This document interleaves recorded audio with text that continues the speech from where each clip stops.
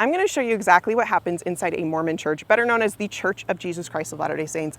Because even though everyone is welcome to come to our church buildings, unlike our more sacred temples, most people have no idea what goes on inside of here and how we worship. So this is our chapel. This is where we hold what we call sacrament meeting, or our weekly Sunday worship service.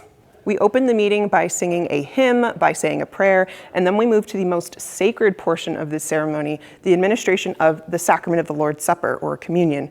We call it just the sacrament. Over here at this table in the front of the chapel is where priests or members of our priesthood will prepare and bless bread and water to help us remember the sacrifice of Jesus Christ, symbols of his body and his blood. After the bread and water are blessed, trays of the bread and water will be passed to everyone in the congregation who wants to partake of the sacrament that day.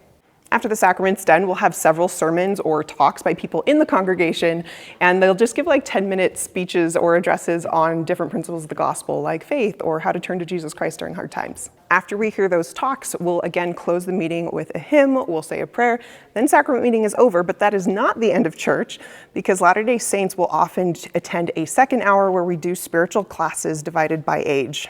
So down all of these hallways, we'll have just classrooms where people of different age groups will meet and study the scriptures or hear a lesson about the gospel. I usually go to this class on Sundays. It's called a Relief Society. It's basically where the adult women go to have a lesson on how to be a better disciple of Jesus Christ, how to apply the teachings of Christ in our lives. We'll sometimes study the scriptures, and sometimes we'll study the talks of church leaders. Children will generally come to this room. This is called primary. This is where they teach songs about Jesus, and they have little lessons about him as well. Almost every single church building I know also has one of these, a massive gymnasium, or at least like a multi-purpose room, because the church isn't just where we come to worship, it's also where we come to gather. The church is like this cultural center for us.